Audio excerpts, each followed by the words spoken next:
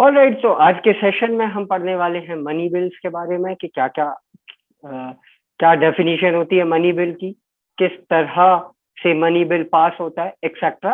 ये सारी बातें आज हम पढ़ने वाले हैं। ठीक है, तो हम मनी बिल के बारे में पहले भी पढ़ चुके हैं और कम से कम इतना आप सभी को याद होगा कि मनी बिल की डेफिनेशन कहाँ दी है। तो आर्टिकल 110 में मनी बिल की डेफिनेशन दी हुई है। ठीक है, ये आर्टिकल आपको याद रखना है के साथ, क्योंकि सीधा क्वेश्चन कई बार प्रिलिमिनरी में पूछा जाता है कि आर्टिकल 110 किस चीज से डील करता है, या फिर मनी बिल से रिलेटेड कौन सा आर्टिकल है। So it is article 110 and article 110 defines money bill. A bill is deemed to be a money bill if it contains only provisions dealing with, ध्यान देना इस टर्म पर, only यानी कि ये एग्जॉस्टिव डेफिनेशन है। ये सिर्फ और सिर्फ जो बातें नीचे दी हुई हैं वो मनी बिल में कवर अप होंगी, जो बातें नीचे लिखी हुई हैं जिनके बारे में हम जानने वाले हैं, और सिर्फ उन्हीं मैटर से डील करने वाले बिल जो हैं वो मनी बिल कहलावेंगे। ठीक है, तो जो नीचे कुछ पॉइंट्स आगे हम पढ़ने वाले हैं उन बिल को कहेंगे मनी बिल। आइए देखते हैं क्या क्या है। Number 1, the imposition, abolition, remission और alteration of any tax. Imposition यानी कि टैक्स लगाना, अबॉलिशन यानी कि खत्म करना, रेमिशन यानी कि टैक्स को कम करना, और ऑल्टरेशन यानी कि कोई अन्य तरह का बदलाव उसमें करना। इन 4 तरह की चीजों से यदि कोई बिल डील कर रहा है, कोई नया टैक्स इम्पोज कर रहा है, या कोई नया टैक्स कोई एग्जिस्टिंग टैक्स अबॉलिश कर रहा है, या फिर उसको रेमिट कर रहा है, या किसी अन्य तरह से ऑल्टर कर रहा है। बहुत तरह से ऑल्टर हो सकता है। ठीक है, टैक्स है ना अबॉलिश किया, ना नया इम्पोज किया, ना रेमिट किया, लेकिन टैक्स पेयर्स का ब्रैकेट घटा बढ़ा दिया, वो ऑल्ट्रेशन में आ जाएगा। ठीक है, कुछ और लोगों को एग्जेम्प्ट कर दिया, वो उसमें आ जाएगा। कुछ और चीजें जो पहले टैक्स फ्री थी अब टैक्सेबल बना दी, वो ऑल्ट्रेशन में आ जाएगा, एक्सेट्रा। तो यदि किसी भी टैक्सेशन से रिलेटेड कोई मैटर है तो वो बिल क्या कहलाएगा? Money bill. ये है पॉइंट नंबर 1। ठीक है, दूसरा, the regulation of borrowing of money by the union. ठीक है, borrowing of money by the union. यदि यूनियन गवर्नमेंट कुछ बोरो करती है, बोरो क्या होता है भाई? उधार लेना, है ना, लोन्स एक्सेट्रा। ठीक है, वर्ल्ड बैंक से, आईएमएफ से, इन सभी से यदि कुछ उधार लेने वाली है कौन? यूनियन गवर्नमेंट, उन बोरोइंग को रेगुलेट करने वाला कोई बिल क्या कहलाएगा? Money bill. ठीक है, थर्ड पे आ जाए, थर्ड पॉइंट पर आ जाए जो कहता है पेमेंट ऑफ मनी इनटू और the withdrawal of money from consolidated fund of India और contingent fund of India और public account of India। ठीक है,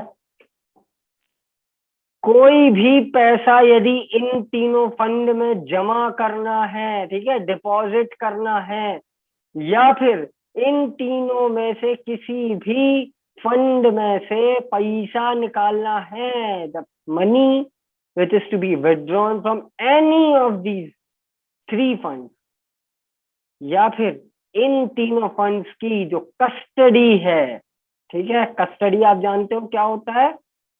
पुलिस कस्टडी की बात नहीं कर रहा हूं मैं यहाँ पर। कस्टडी यानी कि किसकी देख रेख में रहेंगे ये फंड। उन सब से रिलेटेड यदि कोई प्रोविजन है तो वो भी किस में आ जाएगा? मनी बिल में। अब सबसे पहले हम ये तीनों टर्म समझ लें। कंसोलिडेटेड फंड क्या होता है, कंटिजेंसी फंड क्या होता है, और पब्लिक अकाउंट्स ऑफ इंडिया क्या होता है। कंसोलिडेटेड फंड ऑफ इंडिया जो है उसको आप समझ लो तिजोरी जैसा। ठीक है, गल्ला मान लो आप गवर्नमेंट ऑफ इंडिया का। गल्ला जानते हो क्या होता है? तिजोरी, लॉकर, जानते हो कि नहीं जानते हो? पैसे अच्छा कहाँ से आते हैं? पेड़ पर तो उगते नहीं है कि मनी प्लांट आपने अपने गार्डन में उगा रखा, उसमें पैसा उग रहा है, कैसे आएगा पैसा? जो भी आपकी इनकम होती है ना, अलग अलग सोर्सेस से। तो बस यूं समझ लो, consolidated fund of India is the तिजोरी of the union of India. जितनी इनकम गवर्नमेंट ऑफ इंडिया को होती है, ठीक है, रेवेन्यू जितना जनरेट करता है अलग अलग तरीके से, एक्सपोर्ट करके चीजें, टैक्सेशन से, फीस से, फाइन से, एक्सेट्रा एक्सेट्रा, इन यही है सारी गवर्नमेंट की आय। कोई गवर्नमेंट धंधा पानी तो करती नहीं है कि मिनिस्ट्री ऑफ किसी मिनिस्ट्री की एकदम पान की दुकान है, किसी की किराने की दुकान है, ऐसा तो होता नहीं है।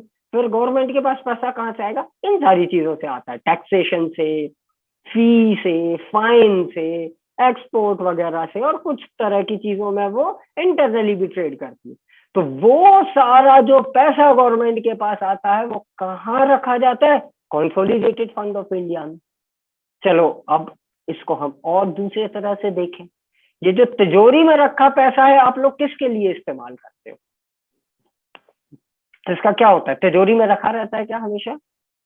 बेसिकली एक्सपेंडिचर के लिए आप पैसा निकालते हो, ठीक है, एक्सपेंडिचर के लिए आप पैसा निकालते हो ऑब्वियसली।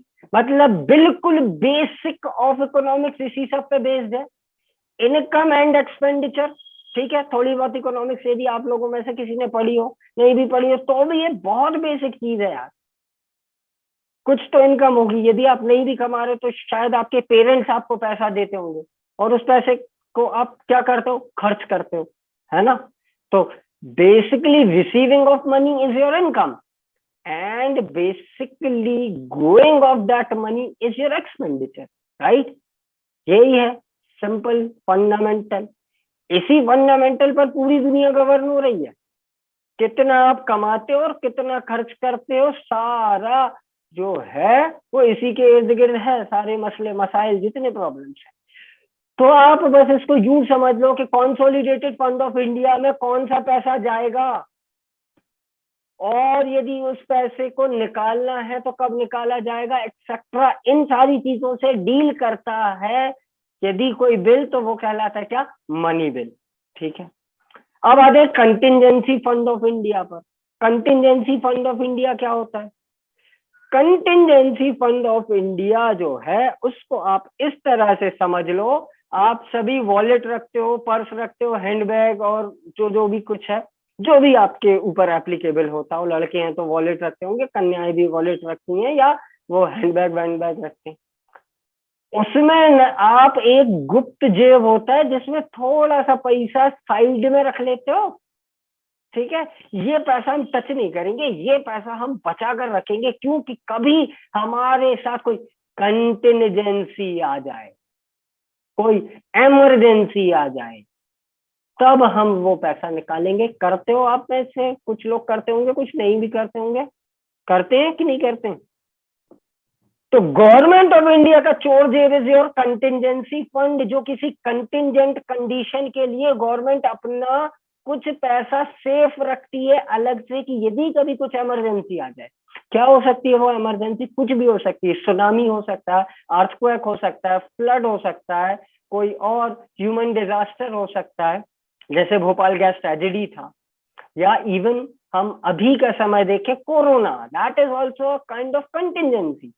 तो वो कुछ एक specific amount government of India अलग रखती है, अपनी इनकम का कुछ part contingency fund of India में रखती है, कि ये पैसा हमको नॉर्मल कोर्स में खर्च नहीं करना, ठीक है। So that is your contingency fund of India. और थर्ड आता है पब्लिक अकाउंट ऑफ इंडिया। ये भी somewhat consolidated fund of India जैसा है। यूं मान लो ये एक रेसिडुअल टाइप का अकाउंट है, कि जो चीजें कंसोलिडेटेड फंड ऑफ इंडिया में कवर अप नहीं होंगी, ये उनसे डील करेगा, और ये यूजुअली डील करता है गवर्नमेंट की डेट से, ठीक है। गवर्नमेंट पर जो कर्ज होता है, और जो कर्ज कंसोलिडेटेड फंड ऑफ इंडिया पर नहीं अप्लाई हो रहा है, वो पब्लिक अकाउंट ऑफ इंडिया पर डाल दिया जाता है। ठीक है, so it is something very much similar to consolidated fund of India itself. ये सारे आर्टिकल थोड़ा सा आप जरूर पढ़िएगा। Consolidated fund of India is provided in article 266 sub clause 1। Contingent fund of India is provided in 267 sub clause 1। और public account जो है वो दिया है 266 सब क्लॉज 2 में। ठीक है, 266 एक, 267 एक और 266 सब क्लॉज 2। ठीक है, इनको आप लोग देखिएगा। मैंने आपको कॉन्स्टिट्यूशन का बेयर एक्ट भी पीडीएफ फॉर्म में भेजा था, क्योंकि आप लोग उसको ले नहीं पाए थे, तो उसमें देखिएगा जरूर। इन चीजों के बारे में थोड़ा सा अपने उससे भी पढ़ लीजिएगा। तो ये था थर्ड पॉइंट कि यदि कोई भी पैसा कॉन्टिजेंट फंड, कंसोलिडेटेड फंड या पब्लिक अकाउंट में जाना है या फिर उनमें से पैसा निकालना है, तो उससे रिलेटेड जो बिल होगा वो मनी बिल कहलाएगा। फोर्थ पॉइंट अगेन उसी तरह की बात कर रहा था, appropriation of money out of the consolidated fund of India. ठीक है, कौन कौन से ऐसे खर्चे हैं जो कंसोलिडेटेड फंड से जिनके लिए पैसा दिया जाएगा। जैसे एक आपको याद आ रहा होगा, एक शेड्यूल, पैसे वैसे से रिलेटेड कोई एक शेड्यूल याद आ रहा है क्या? सेकंड शेड्यूल, है ना? तो सेकंड शेड्यूल में क्या दिया है? सैलरीज। ठीक है, हालांकि हम वो बात अगले पॉइंट में भी देखने वाले, अगले पॉइंट को भी हम इसी के साथ पढ़ लेते हैं। Declaration of any expenditure charge on consolidated fund of India. कोई भी ऐसा खर्चा, ठीक है, कोई भी ऐसा खर्चा होगा जो गवर्नमेंट बता देगी पहले से कि भाई ये जो खर्चा है ये हम कंसोलिडेटेड फंड में से देंगे अपने। ठीक है, कंसोलिडेटेड फंड में से देंगे ऐसा, या कोई ऑलरेडी एग्जिस्टिंग खर्चा है उसको बढ़ाना है, इंक्रीज करना है, तो उससे रिलेटेड जो बिल होगा वो भी मनी बिल होगा। तो यदि कोई भी पैसा, किसी भी तरह का पैसा निकालना है आपको कंसोलिडेटेड फंड ऑफ इंडिया से, उससे रिलेटेड भी जो बिल होगा, या फिर ये आपको डिक्लेयर करना कि सो एंड सो एक्सपेंडिचर जो है वो कंसोलिडेटेड फंड ऑफ इंडिया से दिया जाएगा। जैसे शेड्यूल टू क्या था? शेड्यूल 2 कह रहा है क्या? सैलरी, कॉन्स्टिट्यूशनल पोस्ट पर जो लोग हैं उनकी सैलरी एक्सेट्रा शेड्यूल 2 में प्रोवाइड की गई है। ठीक है, तो ये जो सैलरीज हैं या अलाउंसेस हैं, ये क्या है? गवर्नमेंट का एक्सपेंडिचर है ना, और ये एक्सपेंडिचर कहाँ चार्ज होता है? कंसोलिडेटेड फंड ऑफ इंडिया पर। तो अब मान लो गवर्नमेंट कल के दिन कहे कि भाई जितने सिविल सर्वेंट्स हैं उनकी सैलरी भी हम कंसोलिडेटेड फंड ऑफ इंडिया से देंगे, तो ये एक तरह का एक्सपेंडिचर हो गया ना जो कंसोलिडेटेड फंड पर चार्ज होना है। या फिर सैलरी ऑफ प्रेसिडेंट हमें बढ़ानी है। ठीक है, सैलरी ऑफ प्रेसिडेंट हमें बढ़ानी है। अभी भाई मान लो 5 लाख रुपए, हमको 10 लाख रुपए देना, तो ये जो पैसा आप बढ़ा दोगे ये कहाँ से दोगे? कंसोलिडेटेड फंड ऑफ इंडिया से ही दोगे। तो ऐसे सारे बिल जो हैं ये सब कहाँ माने, क्या माने जाएंगे? सॉरी, ये बिल माने जाएंगे मनी बिल। ये पांचों पॉइंट क्या आप सभी को समझ में आए? तो ये हमारी मनी बिल की डेफिनेशन थी। अब आगे बढ़ के हम मनी बिल से रिलेटेड और सारे प्रोविजन देखते हैं। ठीक है, तो आर्टिकल 110 का क्लॉज 2 जो है वो कुछ स्पेशल प्रोविजन बता रहा है। स्पेशल प्रोविजन ये बता रहा है कि क्या क्या चीजें मनी बिल नहीं होंगी। ठीक है, कौन सी चीजें मनी बिल नहीं होंगी?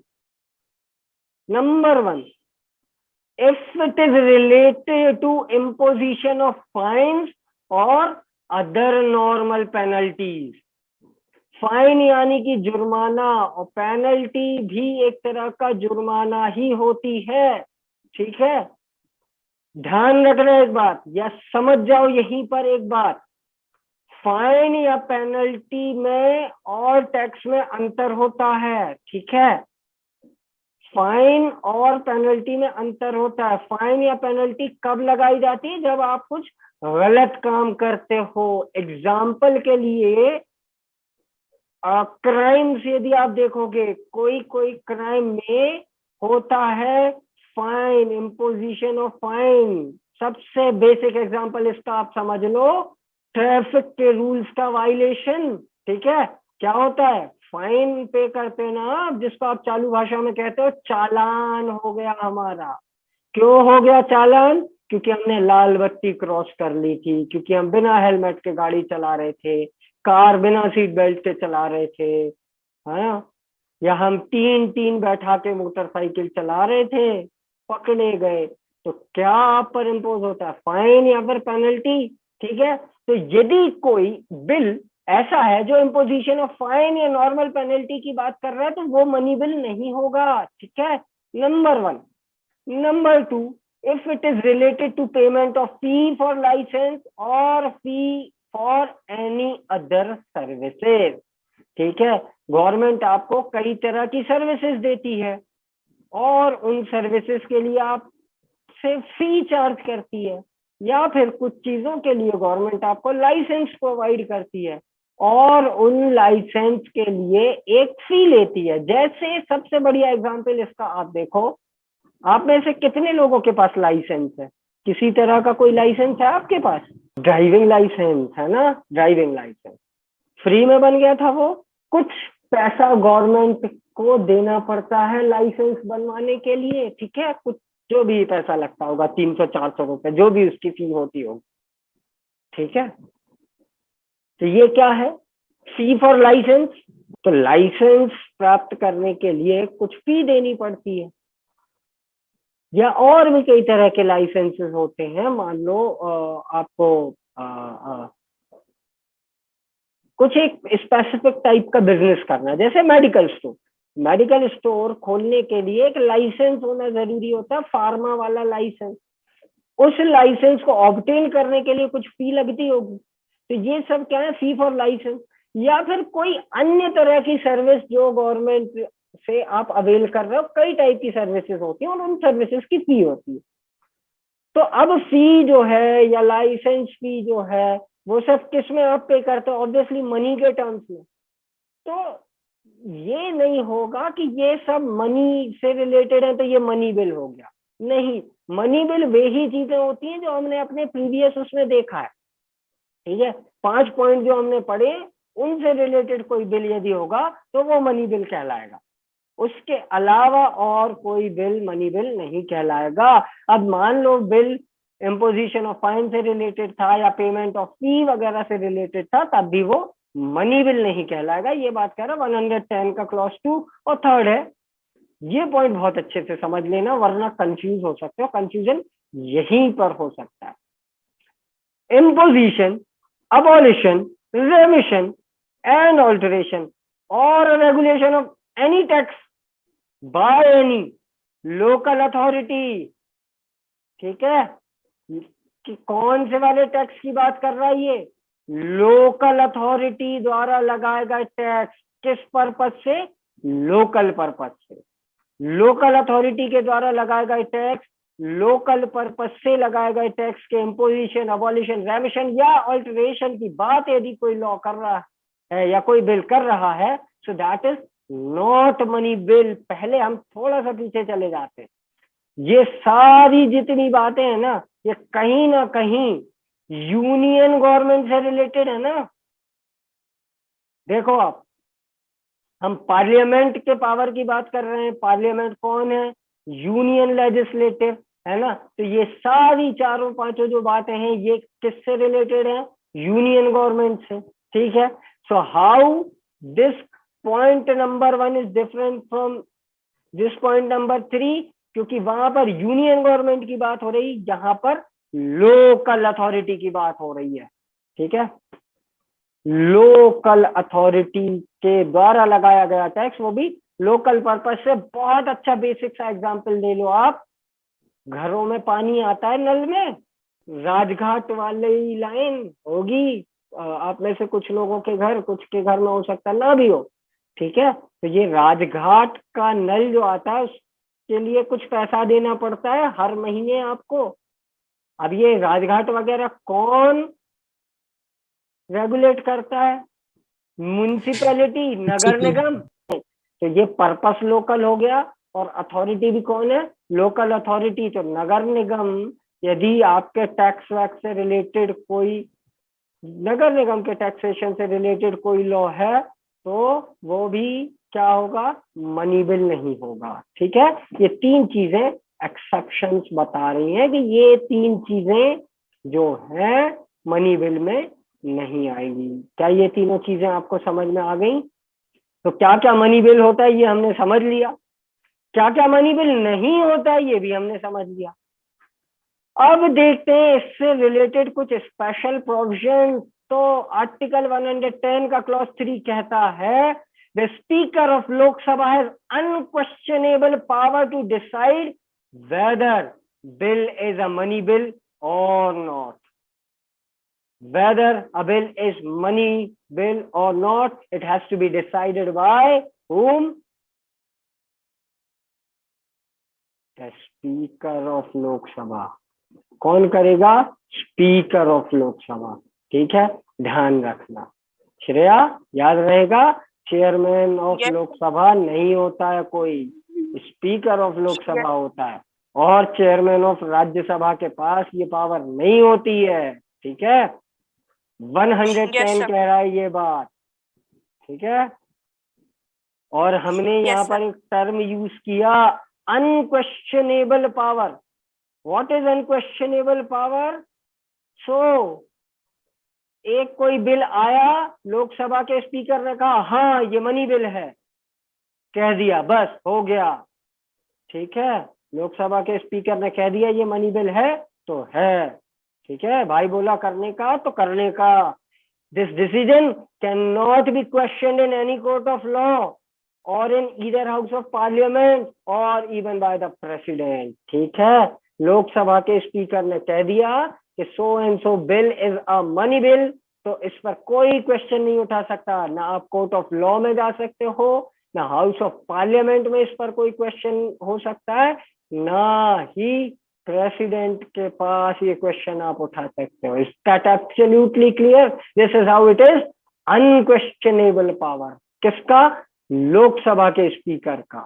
किस चीज से related? To decide whether a bill is money bill or not. अब देखते हैं कि क्या स्पेशल प्रोसीजर है मनी बिल की पासिंग को लेकर। Legislative procedure of the parliament है ये, तो हमने सिर्फ डेफिनेशन समझी कि मनी बिल आखिर होता क्या है, लेकिन मनी बिल को लेकर प्रोसीजर भी थोड़ा सा डिफरेंट होता है, अलग होता है। देखते हैं क्या है। Number 1, money bill can be introduced only in Lok Sabha. I repeat, money bill can only be introduced in Lok Sabha. Third time I am repeating, money bill can only be introduced in Lok Sabha, not Rajya Sabha. राज्य सभा में money bill introduce ही नहीं हो सकता है। जब हम exclusive powers of Lok Sabha पढ़ रहे थे तब भी हमने ये पढ़ा था। जब हम लेजिस्लेटिव पावर्स ऑफ प्रेसिडेंट पढ़ रहे थे तब भी हमने ये पढ़ा था कि प्रेसिडेंट का ऑथेंटिकेशन जरूरी होता है, प्रेसिडेंट की परमिशन जरूरी होती है। एक तरह से प्रेसिडेंट उसको एंडोर्स करके भेजते हैं कि yes this bill is a money bill, ठीक है। और ऐसा बिल सिर्फ और सिर्फ कहाँ इंट्रोड्यूस हो सकता है? लोकसभा, ठीक है। Money bill can only be introduced in Lok Sabha, not Rajya Sabha, and it shall be introduced with the prior permission of president. President साहब की परमिशन लेनी पड़ती है, ठीक है। बट आप सब जानते हो कि प्रेसिडेंट जो है वो कोई भी डिसीजन खुद के उससे नहीं ले सकता। He is bound by the aid and advice of the council of minister, है ना। काउंसिल ऑफ मिनिस्टर की एड एंड एडवाइस से प्रेसिडेंट काम करते। तो बस यूं समझ लो कि एक तरह से काउंसिल ऑफ मिनिस्टर जब चाहेगा तभी लोकसभा में मनी बिल इंट्रोड्यूस होगा। ठीक है, तो इसी से निकलता है सेकंड पॉइंट कि every money bill is a government bill. हमने दो टाइप के बिल पढ़े थे, एक था गवर्नमेंट बिल, दूसरा था private member bill. Government bill वो बिल होता है जो कौन इंट्रोड्यूस कर सकता है, सिर्फ काउंसिल ऑफ मिनिस्टर का कोई पर्सन। तो प्रेसिडेंट की परमिशन कब मिलेगी, जब काउंसिल ऑफ मिनिस्टर की एडवाइस होगी। इसलिए हर मनी बिल गवर्नमेंट बिल होता है। अ money bill can not B private member bill. ठीक है, अ money bill can not be a private member bill. ठीक है, ये था सेकंड पॉइंट। थर्ड पॉइंट पर आते हैं, if money bill is pass by Lok Sabha.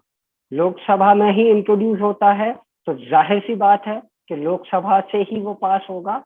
ठीक है, तो लोकसभा से पास हुआ, फिर क्या होगा, फिर वो ट्रांसमिट कर दिया जाएगा राज्यसभा को, किसके साथ, certification of Lok Sabha speaker. Lok Sabha speaker certify कर देंगे कि हाँ ये बिल लोकसभा से पास हो गया है। ठीक है, वही यही प्रोसीजर हमने ऑर्डिनरी बिल में भी देखा था, कोई बड़ी भारी बात नहीं है। ऑर्डिनरी बिल भी जिस हाउस में इंट्रोड्यूस होता था वहां से पास होता था और दूसरे हाउस में भेज दिया जाता था। अब चूंकि मनी बिल इंट्रोड्यूस ही लोकसभा में होता है, तो वो लोकसभा में पास होगा और राज्यसभा को भेज दिया जाएगा। इंपॉर्टेंट पॉइंट जो समझने वाला है वो है फोर्थ पॉइंट। फोर्थ पॉइंट जो है वो सबसे ज्यादा जरूरी है और क्वेश्चन यहीं से बनता है। ठीक है स्टूडेंट्स, इसको बहुत ध्यान से सुनना जो मैं चौथा पॉइंट बताने वाला हूं, and try to catch this. Rajya Sabha है limited power with regard to money bill. ठीक है, राज्यसभा है limited power with regard to money bill. बहुत ही सीमित शक्तियां हैं राज्यसभा के पास मनी बिल के कॉन्टेक्स्ट में। एक तो इंट्रोड्यूस नहीं हो सकता, दूसरा आगे देखते हैं और क्या लिमिटेशंस हैं। दूसरी लिमिटेशन ये है, Rajya Sabha can not reject or amend the money bill. Bold letters में लिखा हुआ है, ये आप देख पा रहे होगे, Rajya Sabha can not reject and it can not amend the money bill. Rajya Sabha can not reject the bill, can not amend the bill. इसका मतलब ये है कि राज्यसभा के पास कुल जमा एक ऑप्शन रहता है। व्हाट इज दैट ऑप्शन, मुझे बताएगा कोई? इन दो के अलावा और क्या बचता है? दो ऑप्शन बचते हैं कुल मिलाकर। पहला तो जो एज श्रेया राइटली सेड पास कर दे, दैट इज एक्सेप्ट, है ना? Yes sir. एक्सेप्ट कर लो चुपचाप, जो जैसा आया है, हाँ हाँ ठीक है, जो आप कह रहे हैं सर सब सही है, दैट इज एक्सेप्टिंग। फिर भी यदि कुछ गड़बड़ लग रहा है तो क्या कर सकता है? मैक्सिमम रिकमेंडेशन दे सकता है। रिकमेंडेशन जानते हो क्या होता है? अनुशंसा, या एक तरह से बिल्कुल जनरल टर्म्स में समझे, एडवाइस। ऐसा कर लेते तो अच्छा होता। Advices are never binding. Advices binding नहीं होती except in the case of president. ठीक है, प्रेसिडेंट के केस में एडवाइजेज बाइंडिंग होती है, अन्यथा एडवाइजेज बाइंडिंग नहीं होती ना। So it can either accept the bill as it is or it can do what? It can make recommendation. ठीक है, ये है राज्यसभा का लिमिटेड पावर। ठीक है, लिमिटेड पावर ऑफ राज्यसभा। ठीक है, समझ में आया ये चौथा पॉइंट? आगे बढ़ते। अब देखिए इन सब के लिए क्या टाइम लिमिट रखी गई है। ऑर्डिनरी बिल में तो हमने देखा था कितना, 6 मंथ। 6 मंथ के बाद डेडलॉक हो जाएगा। यहाँ पर है इट मस्ट, मस्ट यानी कि शैल है। ठीक है, the Rajya Sabha shall return the bill to Lok Sabha within how many days? 14 days.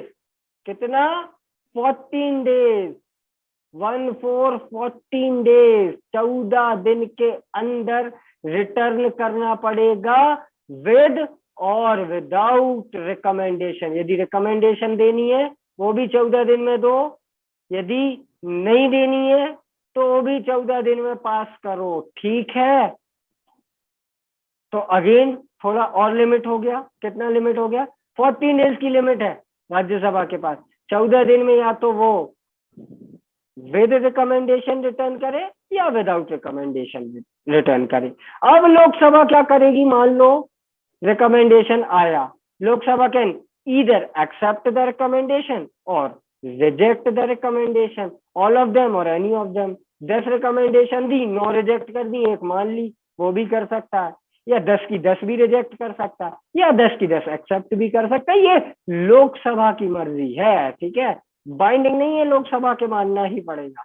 ठीक है, क्लियर है ये पॉइंट? अब देखिए, मान लीजिए लोकसभा ने एक्सेप्ट कर लिया कोई भी रिकमेंडेशन, कोई एक या एक से ज्यादा या सारे के सारे, तो ये माना जाएगा कि दोनों हाउसेज ने पास कर दिया है वो मनी बिल। कैसा? मॉडिफाइड फॉर्म में। मॉडिफाइड फॉर्म में यानी कि उन रिकमेंडेशन के साथ दोनों हाउसेज ने एक्सेप्ट कर लिया है। ठीक है, यदि लोकसभा नहीं एक्सेप्ट करता है रिकमेंडेशन तो ये मान लिया जाएगा कि जैसा ओरिजिनल था वैसा का वैसा दोनों हाउसेज ने पास कर दिया विदाउट एनी चेंज। ठीक है, मतलब राज्यसभा की यहाँ पर कोई चलती नहीं है, सुनी नहीं जाएगी राज्यसभा की कुछ भी। ठीक है, 14 दिन के भीतर या तो वो रिकमेंडेशन दे या बिना रिकमेंडेशन के दे दे। यदि रिकमेंडेशन दी है, लोकसभा चाहे तो उसको एक्सेप्ट करे, चाहे तो रिजेक्ट कर दे। यदि लोकसभा ने एक्सेप्ट कर लिया तो ये मान लिया जाएगा कि रिकमेंडेशन के साथ दोनों हाउसेज ने उसको पास कर दिया। यदि बिना उसके किया, यानी कि रिकमेंडेशन को एक्सेप्ट नहीं किया, तो ये मान लिया जाएगा कि दोनों हाउसेज से पास हो गया विदाउट एनी चेंज, जो ओरिजिनल मनी बिल था। थर्ड पॉइंट पे आ जाए, 14 डेज की बात है। ठीक है, यदि 14 डेज के भीतर वो कुछ नहीं कर पाई, ठीक है, आयुष ध्यान से सुनना ये बात जो आप कह रहे थे कि चाहे तो कुछ ना करे, मैक्सिमम कितना? 14 डेज तक वो कुछ नहीं कर सकती। 15वें दिन क्या होगा? If Rajya Sabha does not return the bill within 14 days then the bill is deemed to have been passed by both the houses in the original form. जैसा बिल लोकसभा ने भेजा था ये मान लिया जाएगा कि राज्यसभा ने वैसा का वैसा बिल एक्सेप्ट कर लिया है। ठीक है, ध्यान रखना, वहां पर 6 महीने का पीरियड इलैप्स हो जाता है, तब क्या होता है? जॉइंट सिटिंग होती है। यहाँ पर जॉइंट सिटिंग जैसा कोई प्रोविजन नहीं है। ठीक है, there is no joint sitting in case of money bill. क्यों? क्योंकि मनी बिल को लेकर कुछ एक्सक्लूसिव पावर्स है लोकसभा के। ठीक है, मनी बिल एक तरह से एक्सक्लूसिव पावर है लोकसभा का, इसलिए जॉइंट सिटिंग इसमें नहीं होती है। वहां पर 6 महीने का टाइम है, यहाँ पर 14 डेज का टाइम है। और तीसरी बात, जॉइंट सिटिंग वॉइंट सिटिंग कुछ नहीं होती है, सीधा ये मान लिया जाता है कि एक्सेप्ट कर लिया गया है। Fine, fantastic. फिफ्थ पॉइंट पढ़ते हैं। इन के बाद क्या होगा? लोकसभा से, राज्यसभा से, दोनों से प्रोसेस हो गई इसकी कंप्लीट। तो आते हैं फिफ्थ पॉइंट पर। फिफ्थ पॉइंट कहता है when the money bill is presented to the president, he may either give his assent to the bill or withhold the assent to the bill। ठीक है, withhold assent क्या होता है? President कोई action नहीं ले रहे हैं उस पर, रख लिया, रखकर बैठ गए, that is withholding the assent। ठीक है, but president can not return the bill. ठीक है, हमने देखा था ऑर्डिनरी बिल के केस में एक बार प्रेसिडेंट रिटर्न कर सकते हैं रिकंसिडरेशन के लिए, लेकिन मनी बिल के केस में प्रेसिडेंट के पास भी ये पावर नहीं है रिटर्न करने की। या तो वो असेंट दे या तो फिर विदहोल्ड कर ले, लेकिन क्या नहीं कर सकते हैं? रिटर्न नहीं कर सकते हैं। ठीक है, क्लियर है ये पॉइंट? बहुत सिंपल है, थोड़ा सा महीन सा डिफरेंस है। और देखिए डियर स्टूडेंट्स, ध्यान देना इस चीज पर, ये जो छोटे छोटे से अंतर होते हैं ना, इन्हीं छोटे अंतरों से क्वेश्चन बनता है। ठीक है, क्वेश्चन यहीं से आएगा। हो सकता है एक स्टेटमेंट वाइज क्वेश्चन आ जाए कि which of the following is a difference between ordinary bill and money bill, और एक ऑप्शन ये हो कि in money bill president cannot return the bill for reconsideration, तो वही होगा सही उत्तर। ये छोटे छोटे जो डिफरेंसेस हैं, इन्हीं से क्वेश्चन बनता है। तो इस बात को आप याद रखना, मनी बिल के केस में प्रेसिडेंट या तो एसेंट दे या तो एसेंट विदहोल्ड कर दे, बट क्या नहीं कर सकते, रिटर्न नहीं कर सकते बिल। ठीक है, क्लियर है पॉइंट नंबर 5 तक? ये एक स्पेशल पावर एक तरह से दी हुई है प्रेसिडेंट को। इसको हम पॉकेट वीटो भी कहते हैं। वीटो क्या होता है कि आपने कोई चीज मना कर दी, ठीक है, जैसे मैं एक तरह से इस क्लास में हेड जैसा हूँ, ठीक है, आप 6-7 लोग हो, आप लोग मेजोरिटी से भी कोई एक चीज लेकर आ जाओ मेरे पास, और मैं मना कर दूं कि नहीं मैं नहीं मानता, ठीक है, तो आपकी जो मेजोरिटी वाली डिसीजन है वो ओवररूल हो जाएगी ना मेरे डिसीजन के आगे, यही होगा ना, दिस इज कॉल्ड वीटो। ठीक है, इसको कहते हैं वीटो पावर। लेकिन हमारे कंट्री में प्रेसिडेंट के पास इस तरह का वीटो पावर नहीं है कि लोकसभा और राज्यसभा ने कोई बिल पास किया और वो उसको रिजेक्ट कर दें तो वो वीटो हो जाए, वो कैंसिल आउट हो जाए। बट ये जो withholding the assent of bill है, ये एक तरह का वीटो है, क्योंकि इसमें उनकी कंसेंसस के बाद भी कोई चीज जो आई है, प्रेसिडेंट उसको एक्सेप्ट नहीं कर रहे हैं। एक्सेप्ट नहीं कर रहे हैं किस तरह से, ना हाँ कह रहे हैं ना कह रहे हैं, क्या कर लिया उन्होंने, अपने पॉकेट में डालकर रख लिया। So this is termed as pocket veto of president. ठीक है, ये एक तरह से बताता है कि हाँ भाई ठीक है, कम पावर्स हैं, सब बातें हैं, नॉमिनल हेड है पर हेड वही है। आखिरी में जाकर वो कुछ गड़बड़ हो रही होगी तो रोक सकता है।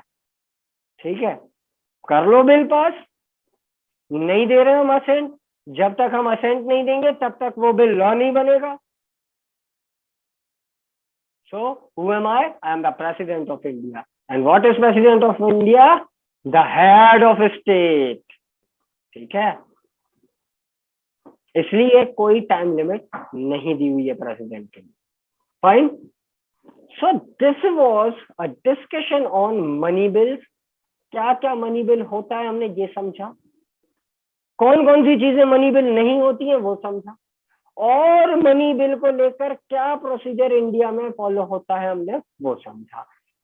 कल के सेशन में हम समझेंगे फाइनेंस बिल्स। ठीक है, फाइनेंस बिल भी जिन्हें हम कह सकते हैं, वो प्रोनाउंसिएशन ब्रिटिश और इंग्लिश अमेरिकन एक्सेंट में बदल जाता है, कुछ लोग उसको फाइनेंस कहते हैं, कुछ फाइनेंस कहते हैं, दोनों सही है। उससे रिलेटेड कुछ बिल्स होते हैं, उनके बारे में कल हम पढ़ेंगे। ठीक है, thank you for joining this session, I hope you guys learn something.